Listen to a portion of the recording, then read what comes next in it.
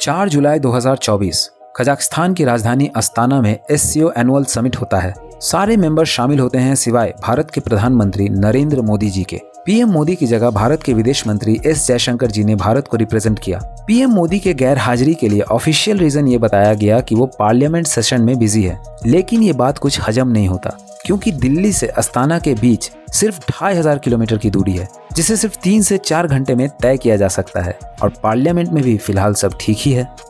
PM Modi SCO summit के लिए नहीं गए, लेकिन उसके सिर्फ 4 दिन के बाद रशिया के प्रेसिडेंट पुतिन से मिलने रशिया चले गए। इससे ये साफ होता है कि इंडिया खुद को एससीओ से दूर रखना चाहता है।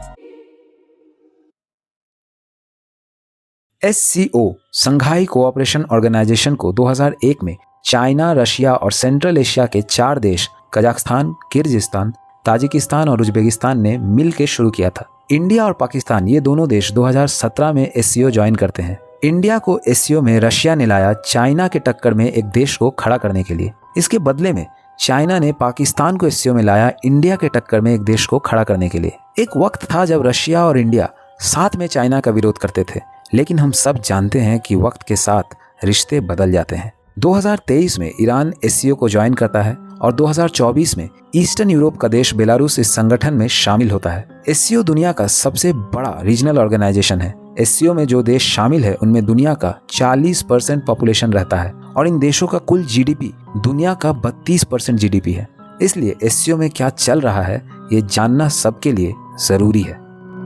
पीएम मोदी ने 2022 में उज्बेकिस्तान के समरकंद शहर में जाके एससीओ समिट को अटेंड किया था, लेकिन उसके बाद से इंडिया ने एससीओ से दूरी बनाना शुरू कर दिया। 2023 में एससीओ एनुअल समिट इंडिया में होने वाला था। सारी तैयारी हो चुकी थी, फिर अचानक बिना किसी क्लियर रीजन के इंडिया ने एससीओ समिट को वीडियो कॉन्फ्रेंसिंग के माध्यम से करने का फैसला लिया।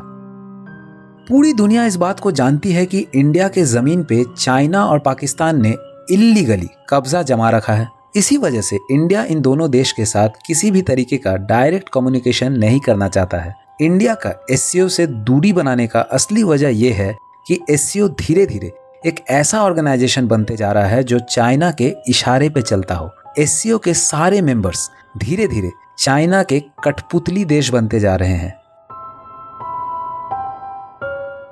ईरान चाइना और रशिया पे निर्भर है यूनाइटेड नेशंस के प्रतिबंध से बचने के लिए। चाइना और रशिया ये दोनों देश अपने वेटो पावर का इस्तेमाल करके ईरान को यूनाइटेड नेशंस सिक्योरिटी काउंसिल से बचा के रखते हैं। रशिया और चाइना यूएनएससी परमानेंट 5 के सदस्य हैं। यूएसए, यूके, फ्रांस के साथ परमानेंट 5 कंट्रीज के पास वेटो पावर होता है, यानी इन 5 देशों में से कोई भी एक देश अगर चाहे तो यूएनएससी के किसी भी फैसले पे रोक लगा सकता है, दूसरे किसी भी देश के समर्थन के बिना। ईरान पूरे दुनिया का सबसे प्रतिबंधित देश हुआ करता था। फरवरी 2022 में यूक्रेन पर रूस के हमले के बाद आज रूस पे सबसे ज्यादा प्रतिबंध लगाया जा चुका है। ईरान के पूर्व राष्ट्रपति इब्राहिम रईसी की हेलीकॉप्टर क्रैश में अचानक मौत हो जाने के बाद हाल ही में ईरान ने नया राष्ट्रपति चुना है। ईरान के नए राष्ट्रपति के आने से क्या बदलाव हो सकता है? बहुत जल्द मैं एक वीडियो बनाऊंगा जिसमें आप ये जान पाएंगे कि यूनाइटेड नेशंस ने ईरान पे क्या प्रतिबंध लगाया है। उस वीडियो में ईरान के न्यूक्लियर पॉलिसी के बारे में बात किया जाएगा और साथ ही ईरान के यूरेनियम एनरिचमेंट प्रोग्राम के बारे में भी बात करेंगे और ये बताएंगे कि क्यों पश्चिमी देशों को इस बात का डर है कि ईरान अपने यूरेनियम एनरिचमेंट प्रोग्राम से न्यूक्लियर वेपन यानी परमाणु हथियार बना रहा है, जबकि ईरान का कहना है कि वो यूरेनियम एनरिचमेंट मेडिकल पर्पस के लिए और बिजली उत्पादन करने के लिए इस्तेमाल कर रहा है। इसलिए अगर आप उस इंटरेस्टिंग वीडियो को मिस नहीं करना चाहते हैं तो चैनल को जरूर सब्सक्राइब कीजिए। कुछ जियोपॉलिटिकल एक्सपर्ट्स का कहना है कि अमेरिका और दूसरे पश्चिमी देश इंडिया पे दबाव बना रहे हैं ताकि इंडिया एससीओ से दूर रहे। बेलारूस को एससीओ में शामिल किए जाने के बाद एससीओ को पश्चिम विरोधी संगठन के रूप में देखा जा रहा है। बेलारूस को एंटी वेस्ट माना जाता है क्योंकि बेलारूस ने 2022 में अपने पूर्वी पड़ोसी रशिया को मदद किया था अपने दक्षिणी पड़ोसी यूक्रेन पे हमला करने के लिए। बेलारूस ने रशिया के फौज को अपने जमीन पर से गुजरने दिया था ताकि वो जल्द से जल्द यूक्रेन की राजधानी कीव तक पहुंच सके। रशिया का साथ देने की वजह से बेलारूस की निंदा की गई और साथ ही पश्चिम के कई देशों ने बेलारूस पर कई तरह के प्रतिबंध लगा दिए। पश्चिम ये जरूर चाहता है कि इंडिया एससीओ से अलग हो जाए, लेकिन ये कहना गलत होगा कि पश्चिम के दबाव में आके इंडिया एससीओ से अलग हो सकता है, क्योंकि पश्चिम से आ रहे भयंकर दबाव के बावजूद भी रशिया से इंडिया ने दोस्ती बनाए रखा। आज रशिया इंडिया के रक्षा उपकरणों का और तेल का सबसे बड़ा सप्लायर है। इंडिया ने बड़े ही समझदारी से अपना फॉरेन पॉलिसी को चुना है, रशिया से सस्ते में तेल खरीदना और इंडियन रूपी में पेमेंट करना।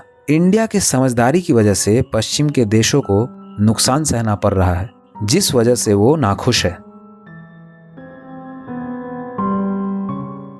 सेंट्रल एशिया के ये 4 देश जो एससीओ में शामिल है, किर्गिस्तान, उज्बेकिस्तान, कजाकिस्तान और ताजिकिस्तान, ये चारों देश चाइना के बेल्ट एंड रोड इनिशिएटिव का एक्टिव मेंबर है और इन सब का चाइना के साथ एक मजबूत रिश्ता है। 2021 में यूएसए के प्रेसिडेंट जो बाइडेन ने अफगानिस्तान से अमेरिकी सेना को वापस बुला लिया था। इस बेवकूफ़ी की वजह से अफगानिस्तान पे तालिबानी आतंकवादियों ने कब्जा कर लिया। ताजिकिस्तान को इस बात का डर है कि तालिबानी आतंकवादी उनके देश में घुस सकते हैं, क्योंकि ताजिकिस्तान अफगानिस्तान के साथ 1300 किलोमीटर का बॉर्डर शेयर करता है। चाइना से पैसा लेके और चीनी फौजियों के साथ ताजिकिस्तान ने तालिबानी आतंकवादियों से बचने के लिए सीक्रेटली एक मिलिट्री बेस बनाया है।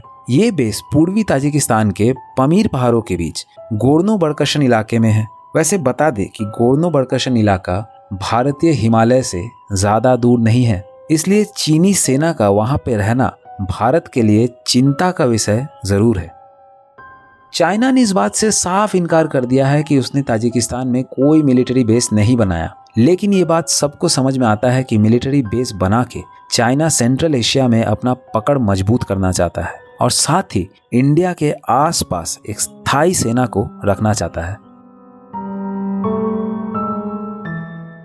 कजाकिस्तान सेंट्रल एशिया का सबसे बड़ा देश है, साइज में भी और अर्थव्यवस्था में भी। कजाकिस्तान जिस देश के साथ सबसे ज्यादा व्यापार करता है वो चाइना है। 2022 में दोनों देश के बीच $31.5 बिलियन का व्यापार हुआ। 2030 तक दोनों देश ने सालाना $40 बिलियन का व्यापार करने का टारगेट सोच रखा है। साथ ही कजाकिस्तान चाइना के बेल्ट एंड रोड इनिशिएटिव का भी हिस्सा है। 2013 में पहली बार बेल्ट एंड रोड इनिशिएटिव की घोषणा कजाकिस्तान में ही किया गया था। हाल ही में रशिया को पीछे छोड़ते हुए चाइना कजाकिस्तान का सबसे बड़ा ट्रेडिंग पार्टनर बन गया। चाइना कजाकिस्तान में सोलार और विंड एनर्जी प्रोजेक्ट्स में भारी निवेश कर रहा है, क्योंकि चाइना चाहता है कि कजाकिस्तान रशिया से तेल लेने के बजाय चाइना पे एनर्जी के लिए निर्भर हो जाए। 2023 में किर्गिस्तान ने चाइना के साथ सबसे ज्यादा व्यापार किया। किर्गिस्तान के कुल व्यापार का 35% सिर्फ चाइना के साथ किया गया। इससे ये पता चलता है कि किर्गिस्तान के लिए चाइना काफी इम्पोर्टेंट है। व्यापार पे निर्भरता के अलावा किर्गिस्तान ने चाइना से लगभग $6.2 बिलियन का लोन ले रखा है। ये लोन चाइना ने किर्गिस्तान को ठीक उसी तरीके से दिया है जैसे श्रीलंका और मालदीव्स को दिया है, इंफ्रास्ट्रक्चर प्रोजेक्ट्स जैसे कि रोड, रेलवे, पोर्ट, एयरपोर्ट बनाने के लिए। फिलहाल ऐसा नहीं लगता कि आने वाले समय में किर्गिस्तान आसानी से चाइना के डेट ट्रैप से निकल पाएगा।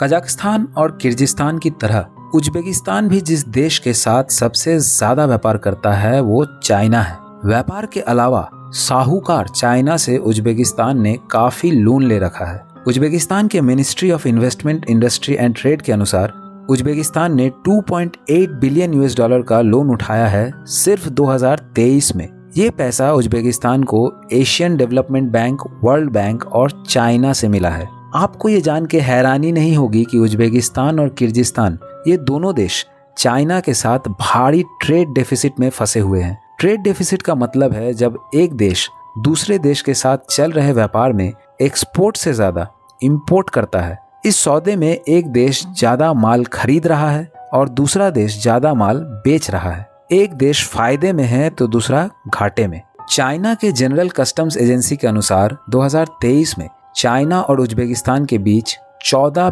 बिलियन का व्यापार हुआ था, लेकिन उज्बेकिस्तान ने चाइना को सिर्फ $1.6 बिलियन का एक्सपोर्ट किया था और बदले में चाइना से $12 बिलियन का माल खरीदा था। 2024 के पहले क्वार्टर में चाइना और किर्गिस्तान के बीच $4.8 बिलियन का व्यापार हुआ, जिसमें से $4.1 बिलियन का माल चाइना ने किर्गिस्तान को बेचा और बदले में किर्गिस्तान से चाइना ने सिर्फ $22 मिलियन का माल खरीदा। ये नंबर्स इस बात का सबूत है कि चाइना से व्यापार करने की वजह से ये देश घाटे में चल रहे हैं। किर्गिस्तान और उज्बेकिस्तान दोनों ही लैंडलॉक्ड देश हैं, यानी दोनों में से किसी भी देश के पास समुंदर का रास्ता नहीं है। इसलिए इन दोनों देश के लिए इंपोर्ट एक्सपोर्ट करना काफी मुश्किल होता है, जिस वजह से ये कजाकिस्तान और रशिया के रेलवे पे निर्भर है। अक्टूबर 2024 में CKU China Kyrgyzstan Uzbekistan railway line का काम शुरू होने जा रहा है। किर्गिस्तान और उज्बेकिस्तान को ये लगता है कि इस रेलवे लाइन के बन जाने से वो अपने एक्सपोर्ट्स को बढ़ा पाएंगे, लेकिन वो इस बात को नहीं समझ रहे हैं कि इस रेलवे लाइन का असली फायदा चाइना लेने वाला है। इस रेलवे लाइन के बन जाने से चाइना और यूरोप के बीच का दूरी 900 किलोमीटर तक कम हो जाएगा। चाइना अपने माल को यूरोप तक 8 घंटे जल्दी पहुंचा पाएगा। ना ही किर्गिस्तान और ना ही उज्बेकिस्तान के पास इतना पैसा है कि वो अकेले CKU रेलवे लाइन को बना सके, इसलिए उन्हें फिर से चाइना से लोन का रास्ता अपनाना पड़ेगा। अस्ताना में हुए SCO समिट में पाकिस्तान के PM शहबाज शरीफ एक साथ होकर आतंकवाद को मिटाने की बड़ी बड़ी बातें करके आए हैं। हंसने वाली बात यह है कि जिस देश में आतंकवादियों का स्वागत फूलों से किया जाता है, वो आतंकवाद को मिटाने की बात कर रहे हैं। अगला SCO समिट पाकिस्तान में होने वाला है। देखने वाली बात होगी कि PM मोदी इस समिट में शामिल होते हैं या नहीं। इंडिया अगर SCO से अलग होने का फैसला लेता है तो नुकसान SCO के लिए ही है, क्योंकि SCO में शामिल लगभग सभी देश ऑटोक्रेटिक यानी एकतंत्र देश है, जबकि भारत दुनिया का सबसे बड़ा डेमोक्रेटिक यानी लोकतांत्रिक देश है और साथ ही दुनिया का सबसे तेज तरक्की करता हुआ देश भी है। इसलिए इंडिया अगर SCO को छोड़ता है तो लूजर इंडिया नहीं है। SCO में शामिल ना होके भारत दुनिया में ये संदेश पहुंचाना चाहता है कि भारत अब उस संगठन का हिस्सा नहीं बने रह सकता जो चाइना के इशारों पे चलता है। लेकिन भारत को इस बात से भी सावधान रहना चाहिए कि चाइना धीरे धीरे भारत को चारों तरफ से घेर रहा है।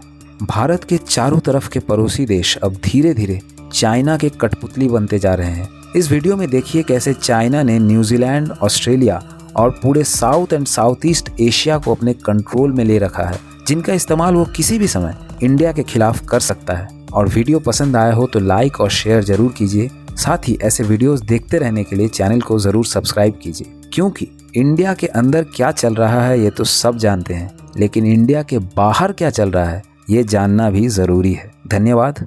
जय हिंद।